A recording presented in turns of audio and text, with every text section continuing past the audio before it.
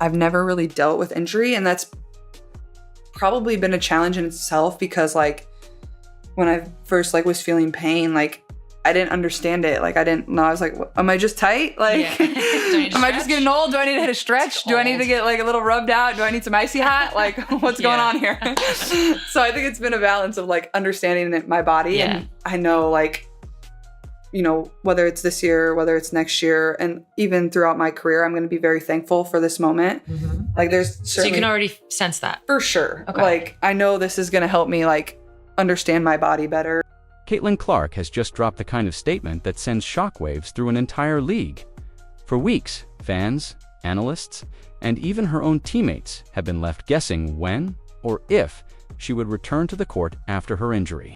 Speculation ran wild, rumors piled up, and the WNBA seemed to be holding its breath. But now, Clark has spoken, and her words have flipped the script entirely. You know, you've been out a bunch of games. How are you staying patient? Well, I'm not a very patient person in life. This isn't just about a return date. It's about the tone, the confidence, and the fire she brought with it. The league knows that when Clark is locked in, arenas sell out, ratings spike, and opponents start to second-guess their game plans. Her announcement didn't just wake up the Indiana Fever, it put the entire WNBA on notice. And while fans are celebrating behind the scenes, there's a growing sense of panic among her rivals. What are you learning about being like a professional athlete through this injury or through like these injuries? I mean, like, I don't think people on the outside always realize like how much time it takes to like be able to play at the level we play at, and like how much extra stuff you have to do, and even like just to prepare for a game, especially when you're coming back from injury. Like when I'm coming back from injury, and like when I've been back a few times this year, like the time I have to get to the arena to like prepare myself and prepare my body, because obviously I'm doing more than, you know, everybody else just because of like the things I've gone through to this point, and just making sure I'm ready and doing everything I can. Like I'm there like 4 hours early. Like it's just hard. It makes for long days. And I'm not saying I would change that for the world, but it's just a lot at times. And then you're doing that for however many games. And before Caitlin Clark opened her mouth, the conversation around her was already electric. Every sports outlet had their own theory. Every fan base had their own prediction. And the Indiana Fever's front office was playing things close to the vest. The last time Clark stepped onto the hardwood was early July, and her absence left a crater in the team's rhythm. Without her signature ball control, court vision, and deep shooting range, the Fever's offense looked like it was missing its compass. The official line from the team was cautious, updates were vague, timelines were speculative, and the word indefinite became an unwanted part of Fever vocabulary. ESPN and other media giants began floating return estimates, with August 12 being the most optimistic projection anyone dared to publish. Even that date came with disclaimers. A groin injury, especially for a guard whose game relies on explosive cuts and sudden acceleration, can be tricky.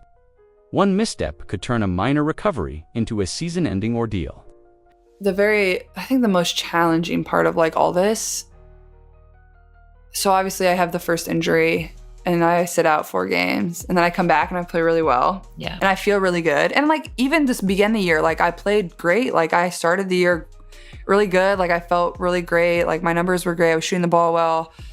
And then I get hurt, and it's like, okay, like you got to get healthy, whatever. You're like, I'm going to do whatever I can, you know, to get back to what I was doing and whatever, feel good. This was the backdrop. The clock ticking, the stakes climbing, and no guarantee she'd be back in time to influence the playoff push. Meanwhile, chatter around the league was getting louder. Opposing players were starting to frame the Fever as easier matchups. How does it impact your patience? You know what I mean? Like you're coming back from this injury and you know this, everybody knows this, that when you play that changes. Yeah. I guess the better question is, how are you like managing it so it doesn't impact your patience? Yeah, I know you want to be out there. Definitely been hard. Yeah. Without Clark demanding defensive attention, opponents spread the floor and picked apart Indiana's weaker spots. Analysts noted that the Fever's pace slowed. Their transition game all but disappeared, and their perimeter shooting numbers dropped. And then there was the other storyline, Paige Buchers, The potential of a Clark versus Booker's showdown had been brewing since college days, and fans salivated at the thought of it playing out on the pro stage. This buildup of uncertainty was more than just sports talk. It was strategic leverage. The longer the WNBA didn't know if Clark was coming back, the more coaches scrambled with two separate game plans. One if she played, and one if she didn't. But within the Fever locker room, the pressure was mounting in a different way. Veteran players tried to keep morale high, but even they couldn't ignore the elephant in the room. Without Clark, the team was dangerously close to slipping out of contention. And every loss without her made the climb steeper. So when Clark finally decided to speak, it wasn't just another press soundbite. It was the answer everyone had been waiting for, and the way she delivered it was intentional. She didn't give away everything, but she said just enough to ignite hope in Indiana and strike unease into the rest of the league. Her statement was more than a health update. It was a warning, a signal that the waiting game was over. And the moment those words left her lips, the WNBA's mood shifted from idle speculation to full-blown anticipation. But what exactly did Clark say that has rival coaches rethinking their defensive schemes overnight? That's where the story turns. When Caitlin Clark stepped up to address the media, the room was tense. Cameras were already rolling, microphones lined up on the table, and every beat reporter in the building was ready to dissect her every syllable. This wasn't going to be a casual injury update. You could feel it in the way she sat forward, the way her voice carried steady, confident, with just a touch of edge. She didn't start with pleasantries or scripted lines from a PR handbook. Instead, she looked straight ahead and said, "I've been listening to everything people have been saying about my injury, about my team, about whether I'd even make it back this season. Let's just say you won't have to wait much longer." It was short, but it was enough. That one line sent reporters into a frenzy. Social media lit up instantly, with clips of her words spreading across Twitter, Instagram, and TikTok in minutes. Fans flooded the comments with predictions, while analysts began debating whether she was signaling an immediate return or just playing mind games to keep opponents guessing. For the Indiana Fever, this was a jolt of electricity. They had been trudging through a difficult stretch, struggling to find a rhythm without their floor general. Now, suddenly, there was a target on the calendar. Not an exact date, but the clear implication that Clark's comeback was imminent. The energy in the locker room shifted. Teammates who had been shouldering extra responsibility began to smile more in practice. Coaches started drawing up plays with her in mind again. But outside Indiana, the reaction was very different. Rival COACHES were anything but thrilled.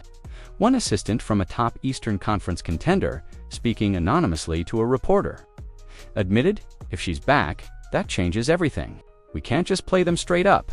She forces us to change our rotations, our matchups, our entire game plan." Even players who had benefited from Clark's absence knew her return could mean trouble. Without her, defenses could focus on clogging the paint against Aliyah Boston or pressuring Kelsey Mitchell into forced shots. With Clark back, those same defenses would be stretched thin, forced to guard 25-foot jumpers, lightning-fast drives, and no-look passes that punish the smallest lapse in coverage. The WNBA thrives on star power. And Clark's announcement underscored just how much sway she holds over the league's narrative. Ticket sales in potential return cities started to spike within hours. ESPN and other networks began subtly adjusting their promo schedules. This wasn't just about basketball. It was about business. Her statement had done exactly what she wanted. She had put the league on edge, energized her fan base, and made sure everyone from front offices to casual viewers was counting down the days. But as thrilling as the moment was for Indiana fans, it came with a darker reality.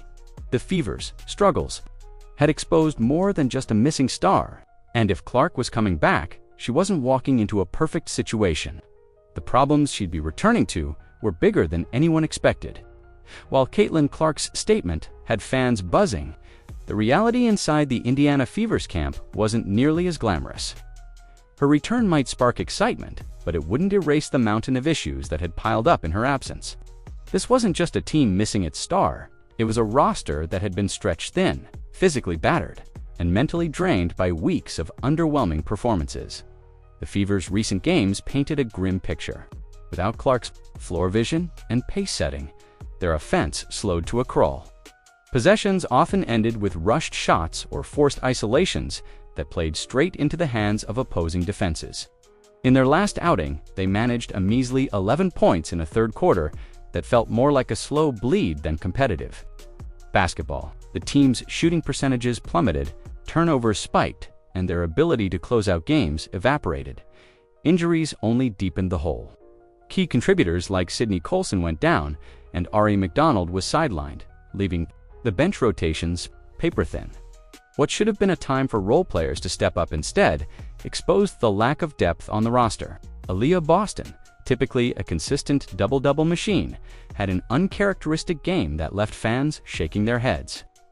Kelsey Mitchell, known for her scoring bursts, found herself trapped in defensive schemes designed to suffocate her, without Clark there to divert attention.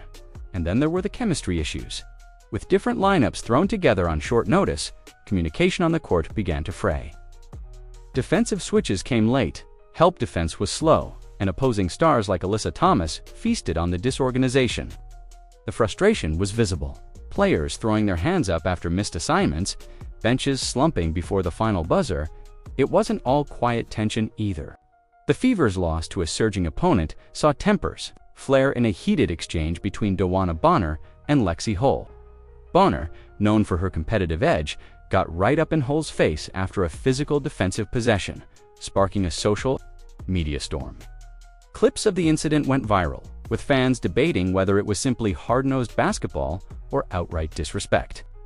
For a team already on shaky ground, the optics weren't great. This was the mess. Caitlin Clark was walking back into a locker room that needed leadership, a rotation in flux, and a team identity that had eroded in just a few short weeks. Her talent could bring instant improvement, but the burden was heavy. If she returned too early, she risked re-injury. If she waited too long, the Fever's playoff hopes might be gone. The WNBA knew it. The Fever knew it. And Clark herself had to know that her comeback wasn't just about her performance, it was about repairing a team on the brink. But just as fans were debating whether she could shoulder that weight, another storyline began to emerge. One that would put the entire league's spotlight back on the Fever, for reasons that had nothing to do with her injury. In the middle of Indiana's struggles, one player managed to cut through the noise: Sophie Cunningham. Known for her fiery personality and fearless style of play, Cunningham has never been one to fade quietly into the background, and in a recent matchup, she reminded everyone exactly what she brings to the floor, delivering a performance that lit up the box score and set off a wave of conversation across the league. With the Fever scrambling to find offensive rhythm, Cunningham came out aggressive from the opening tip. She hunted her shots, attacked the lane, and knocked down big-time threes without hesitation. By the end of the night, she had posted 18 points, 2 rebounds, and 2 assists, numbers that may not scream career night but told the story of a player who seized her moment. More importantly, she did it with an edge, playing with visible swagger and an unshakable energy that the Fever had been missing. What made her performance even more interesting was the backstory. For weeks, fans and even some media voices had been calling for the Fever to give Cunningham more touches. Many pointed out that when she's actively involved in the offense, her confidence radiates through the entire team. And in this game, it seemed like someone had finally listened, whether it was a coaching adjustment or simply teammates making a conscious effort. Cunningham got the ball and she made the most of it. But her night wasn't just about scoring. Cunningham also found herself in the middle of the game's most heated moments. After a physical possession, she took a shot to the eye, leaving her briefly shaken. Instead of backing down, she came right back into the fray, refusing to let the physical play throw her off her game. The moment sparked discussion online, with fans praising her toughness and questioning why her teammates didn't immediately step in to defend her. This blend of production and on-court grit turned Cunningham into a focal point of post-game conversations. Some saw her performance as a sign that Indiana had more untapped firepower than they'd been showing. Others viewed it as proof that Clark's return could unleash even more from players like Cunningham, who thrived when the defense can't focus solely on them. For the Fever's opponents, however, her resurgence was a complication. Game plans that had focused almost entirely on slowing Aaliyah. Boston and Kelsey Mitchell now had to account for a confident, engaged Cunningham. And with Clark's return looming, that three-headed attack could suddenly become one of the league's most dangerous. Still, one great night wasn't enough to erase weeks of inconsistency. Cunningham's spark was a bright spot. But it came in the middle of a larger problem, a team that couldn't sustain momentum, and nothing highlighted that reality more than what happened next. A single quarter of basketball so disastrous, it nearly erased any hope her performance had created. For all the energy Sophie Cunningham brought to the floor, it took only one quarter for the momentum to unravel, and it happened in brutal fashion. The third quarter against their opponent was the kind of meltdown that leaves a team staring at the scoreboard in disbelief. 11 points. That's all the Indiana Fever could muster in 12 minutes of play, and it wasn't just about the low number. It was about how they got their dot from the first possession after halftime. The Fever looked out of sync. Passes sailed just out of reach. Shooters hesitated, and cutters missed their timing. The offense stalled into predictable sets that the defense read like a playbook. On the other end, defensive breakdowns came in waves. Slow closeouts on shooters, miscommunications on switches, and a lack of urgency when securing rebounds.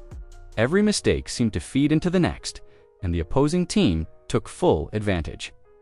Alyssa Thomas, already having a historic night, turned the third quarter into her personal showcase. She orchestrated the offense with precision, finding open teammates and punishing the Fever's lapses every time Indiana thought they had stopped a run. A careless turnover or ill-advised shot would put the ball right back in Thomas's hands. The scoreboard began to tilt heavily, and the body language on the Fever bench told the rest of the story. Shoulders slumped, eyes drifted to the floor. Even Cunningham, who had been the spark earlier, found herself battling uphill against tightened defense. Without consistent ball movement, she was forced into contested looks that didn't fall. Aaliyah Boston struggled to establish position in the paint. Kelsey Mitchell was smothered beyond the arc, and the Fever's secondary options never found their rhythm.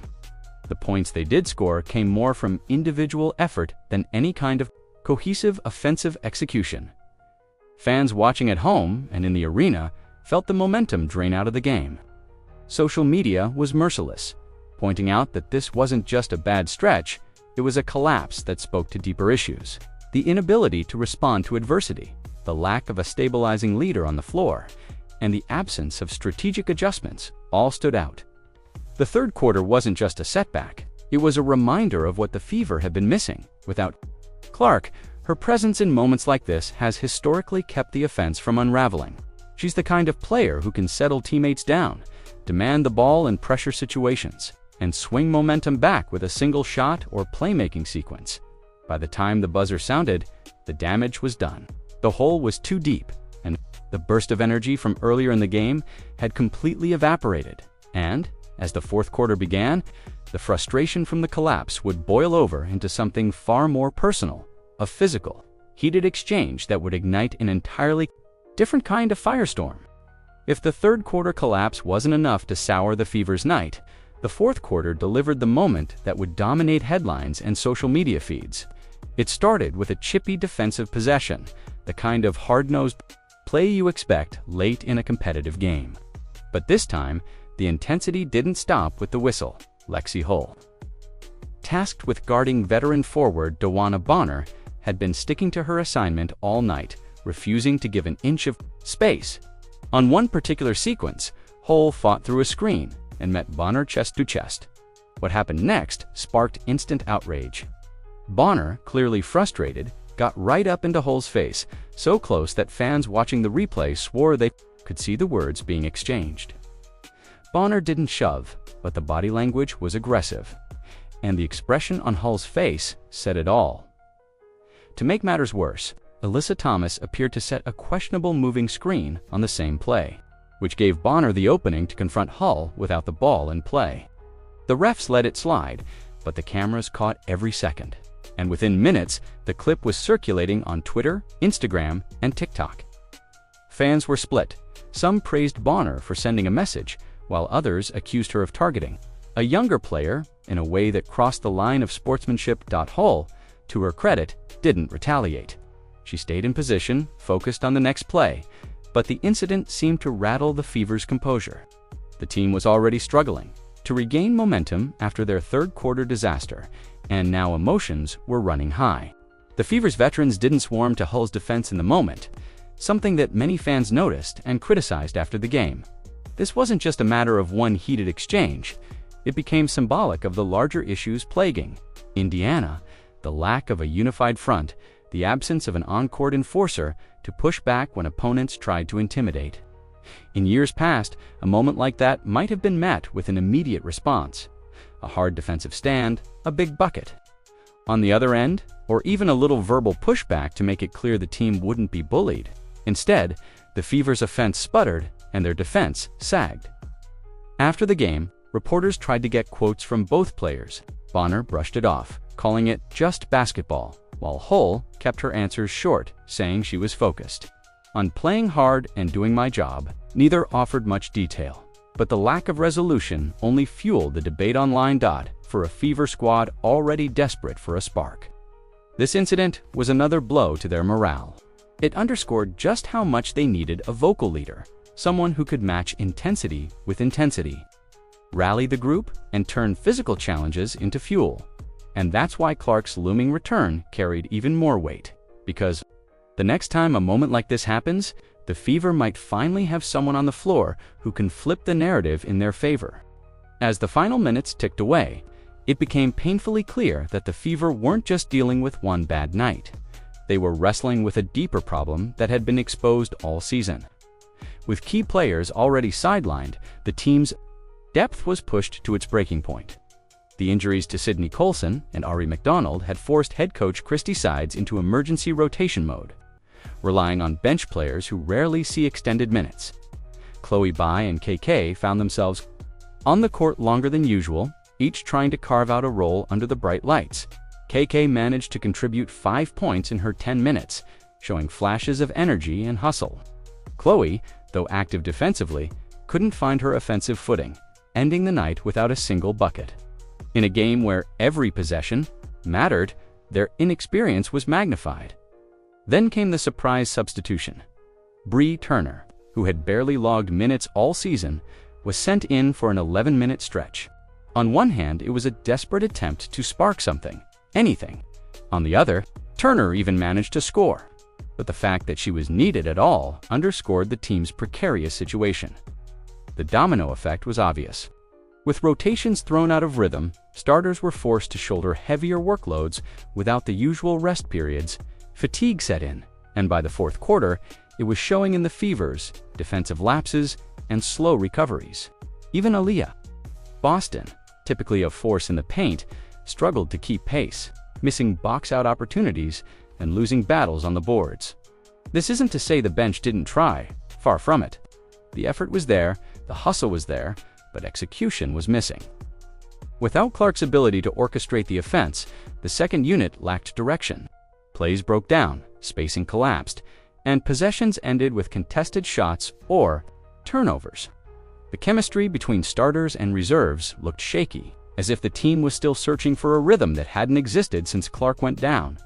For the coaching staff, these games have been a juggling act, balancing the need to win now with the reality that half the roster is in survival mode. Every substitution feels like a gamble. Do you give your stars a breather and risk the game slipping further away? Or do you ride them to the finish and risk overworking them before the next matchup? This tightrope walk is exactly why Clark's return is being viewed as more than just adding a superstar back into the mix. Her presence changes the rotation entirely, taking pressure off the bench and allowing players to slide back into their natural roles. But until that happens, the Fever will keep facing nights like this, where the margin for error is razor thin, and every injury feels like a disaster. And with the schedule ahead offering no easy matchups, Indiana's hopes rest on whether Clark's comeback can stabilize the chaos before it's too late. By the time the final buzzer sounded, the Fever's latest loss felt less like another mark in the standings and more like a plea for help.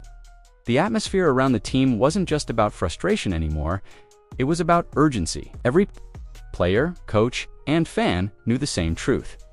Caitlin Clark's return wasn't just anticipated, it was essential. And after her carefully worded statement, the countdown had officially begun. Her presence changes everything. For the offense, it means spacing instantly improves. Defenses that have been collapsing on Aaliyah Boston will have to stretch to the perimeter to guard Clark's deep shooting range. Kelsey Mitchell, who has been battling double teams without relief, will suddenly have more room to operate.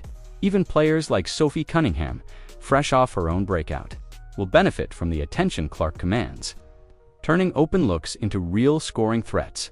But it's more than just the tactical impact. Clark's leadership, even as a rookie, carries weight. She's vocal, she's competitive, and she thrives in high-pressure moments. That's exactly what this Fever team has been missing during their string of collapses. When momentum starts to slip, she has the ability to stop the bleeding, whether by hitting a momentum-shifting three, finding an open teammate with a no-look pass, or simply demanding accountability on the court. The league has taken notice too. Ticket sales in cities where the Fever are scheduled to play have spiked since her statement. National broadcasts are already circling potential return dates, and sports talk shows are debating how quickly she can get Indiana back into playoff contention. Opponents are quietly adjusting, preparing for the two very different versions of the Fever they might face: the current undermanned group, or the fully armed roster with Clark at the helm. Yet there's a risk baked into all this anticipation. Returning too soon could set Clark back, potentially sidelining her again at a critical point in the season. The Fever's medical staff will be cautious, but the competitive fire in Clark's own nature is hard to ignore. She knows the team needs her now, not in a few weeks. The temptation to accelerate the timeline is real. Inside the locker room, players are already talking like her return is imminent. Post-game interviews hint at a shift in mindset, less about just surviving the next matchup and more about preparing to reintegrate their star. Coaches are reportedly tweaking plays and lineups to ease the transition, ensuring that when Clark steps back onto the court, she can hit the ground running without disrupting the flow. For fans, the speculation is, part of the excitement, will it be the next home game? The high-profile showdown with Paige Buchers, or will she make her comeback on the road, turning an opponent's arena into a sea of Fever jerseys? One thing is certain, the moment she takes that first step back onto the court, the entire energy of the WNBA will shift. And if her words were any indication, that moment is coming a lot sooner than anyone expected. Caitlin Clark's bombshell statement didn't just give the Fever a spark, it sent a ripple through the entire WNBA. For Indiana, her return represents more than a boost in talent. It's a lifeline for a team fighting to regain its identity, repair its chemistry, and salvage a playoff push. Around the league, opponents are bracing for the tactical headaches and emotional lift she brings. Fans are already circling dates, imagining the roar when she checks in for the first time since early July. But her comeback also comes with pressure. The expectations will be sky high, and the margin for error razor thin. Clark won't just be playing to win games. She'll be stepping into the role of catalyst, leader, and statement maker for a franchise in need of direction. One thing is certain: when she returns, the WNBA won't just be watching, it will be holding its breath.